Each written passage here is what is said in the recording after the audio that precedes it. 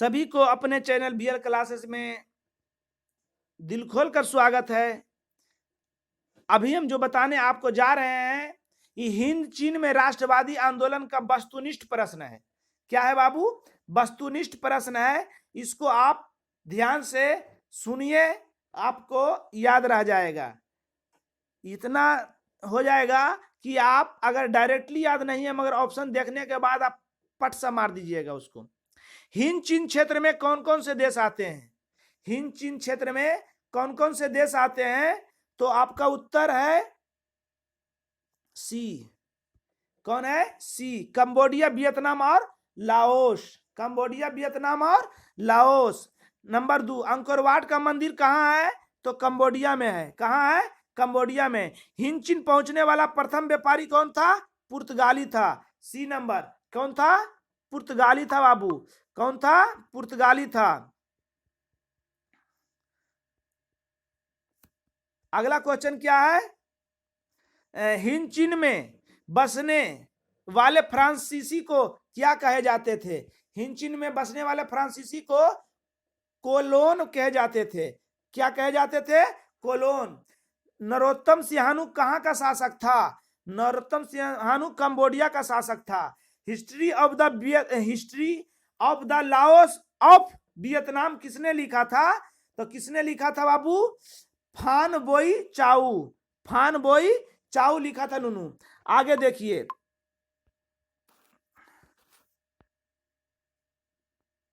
आगे क्या है? अगला क्वेश्चन आपके स्क्रीन पर है। मार्च 1946 में फ्रांस वियतनाम के बीच कौन सा समझौता हुआ? मार्च 1946 में फ्रांस वियतनाम के बीच कौन सा समझौता हुआ? जेनेवा हनोई समझौता हुआ बाबू। कौन हुआ? हनोई समझौता।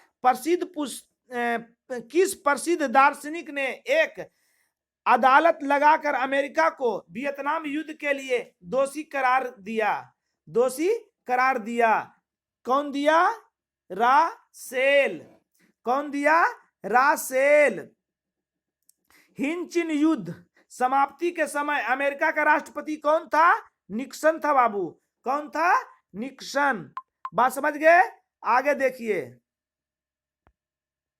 अगला क्वेश्चन है। होआ आंदोलन किस प्रकृति की थी? धार्मिक क्रांतिकारी। क्या था?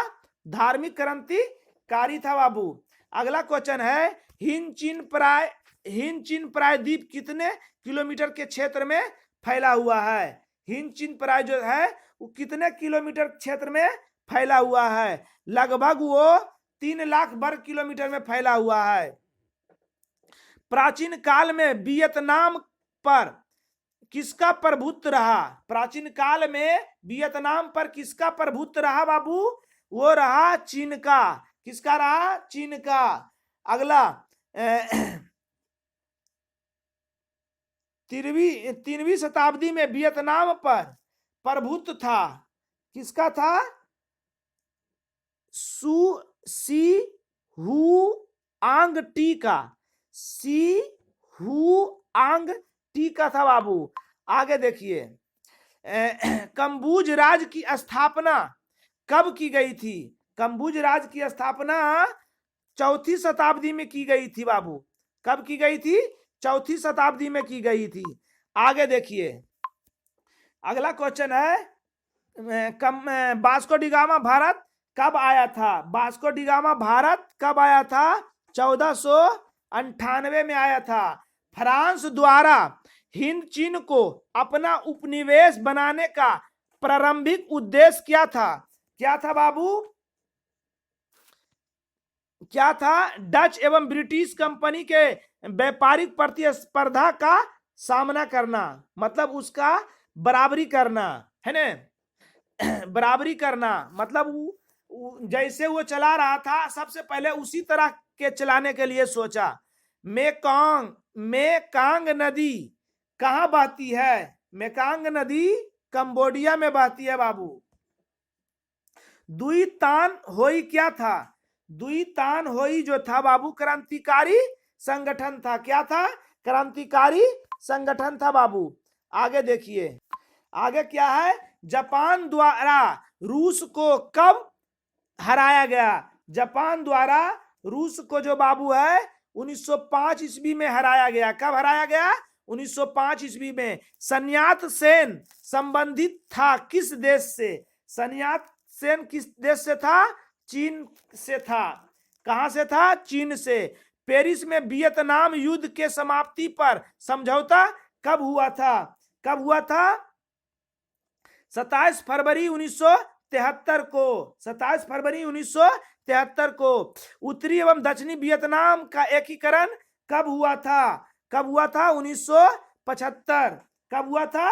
1975 को हुआ था नूनू। आगे देखिए, अगला क्वेश्चन है माइली। माइली गांव किस देश में स्थित था बाबू? किस देश में था? वियतनाम में था। कहां था? वियतनाम में। एजेंट ऑरेंज क्या थी? एजेंट ऑरेंज क्या था? एक प्रकार का जहर था नूनू, एक प्रकार का जहर था। कंबोडिया दक्षिण पूर्व एशियाई संगठन में शामिल क्यों नहीं हुआ? कंबोडिया जो था दक्षिण पूर्व एशियाई संगठन में शामिल क्यों नहीं हुआ था बाबू? क्यों नहीं हुआ था? क्योंकि गुटनिरपेक्ष की नीति अपना रखी थी। गुटनिरपेक्ष की नीति अपना रखी थी। आगे देखिए,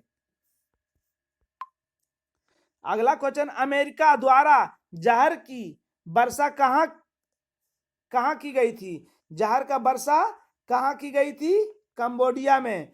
इंडोनेशिया ने एशियाई देशों का जकार्ता सम्मेलन कब बुलाया था?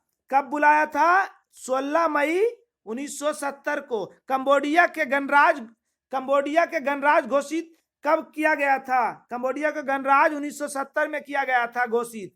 वियतकांग का गठन जनता द्वारा कब किया गया था? वियतकांग का गठन जनता द्वारा 1960 ईस्वी में किया गया था। आगे देखिए,